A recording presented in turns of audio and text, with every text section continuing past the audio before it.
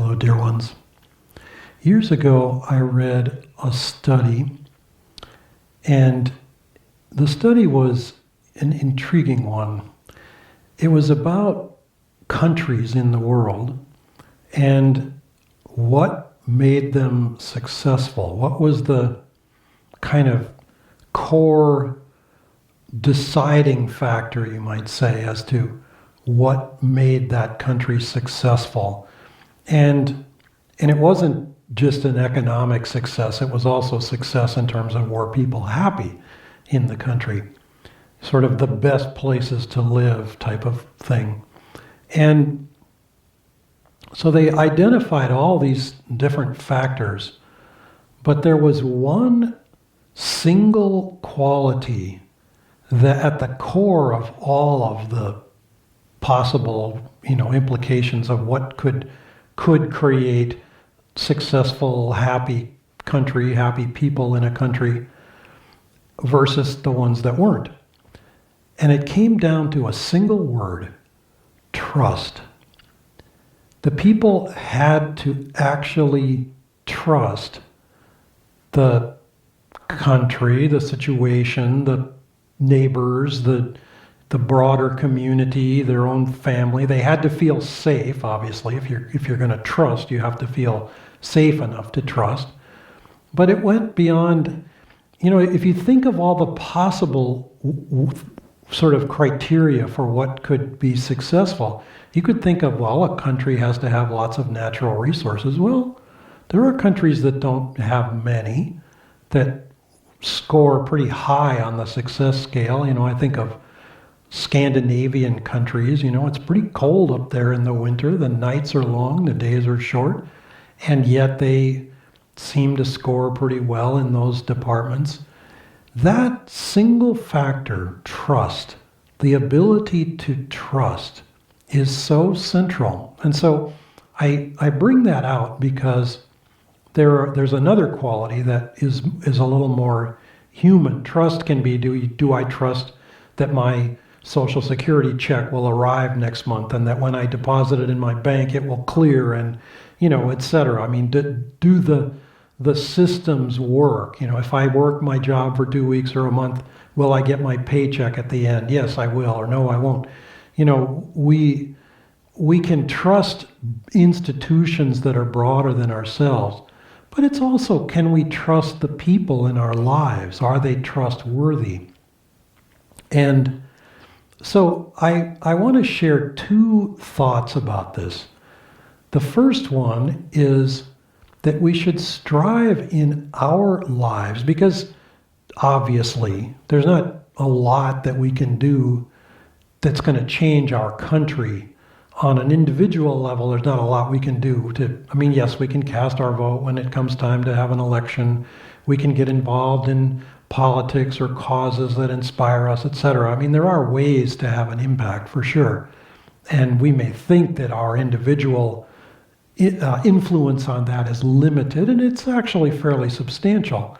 But in fact, what we need in our own lives, what we need to do is to strive to be trustworthy, that people can trust us, that children can trust us, that the neighbor's cat can trust us. Whatever we encounter, if we ourselves show by our actual actions and by our commitment to our word that we are trustworthy, then we will find a level of fulfillment inside that is hard to gain any other way.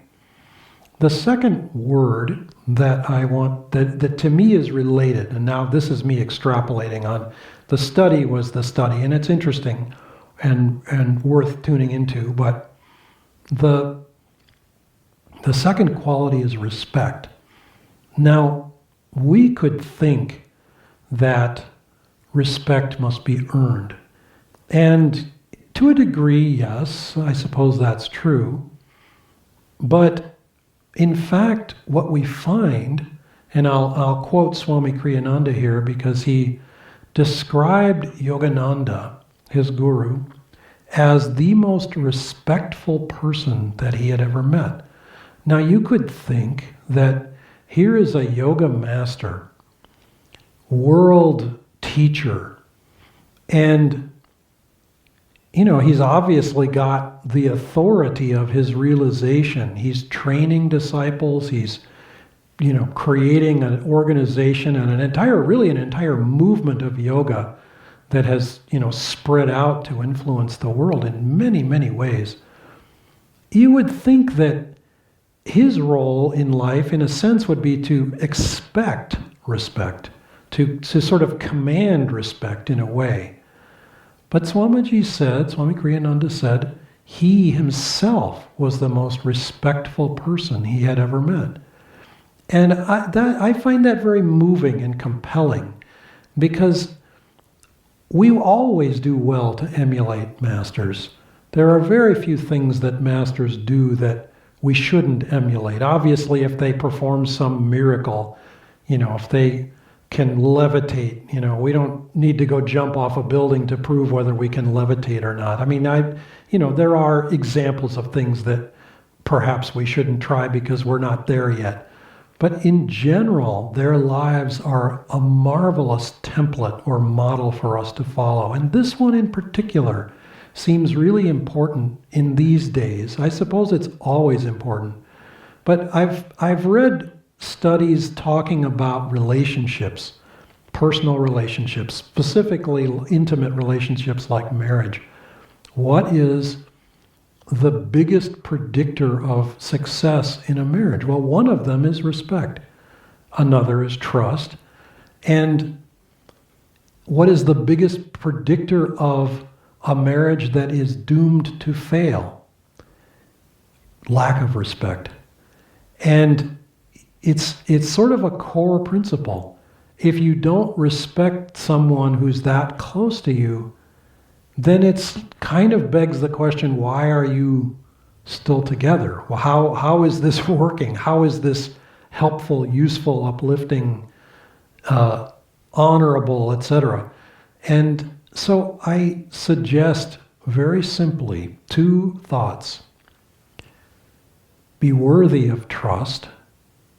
Offer your respect to life, to the people that you're close to human nature and to God, because human beings, after all, are not always worthy of respect. They're not always trustworthy. I'm not proposing naivete, but I am suggesting that there is a deeper level of the childlike spirit of a saint or a master that is just simply always respectful, because God is within every person, however misguided, however deluded, however off track, whatever even just flat out evil. Even if you have to respect the fact that they're incredibly good at being evil, at least you can respect that. But to give that offering of your own free will is a mark of refinement, and it's also a mark of being truly fulfilled in oneself, to experience a deeper level of joy in oneself. You have to have respect for life. And that's just seems basic, and yet somehow in these days, I don't know if it's worldwide, it certainly seems culture-wide in America, we've a little bit lost track of that. And I would suggest that that's not something we can go very far without returning to. Namaste.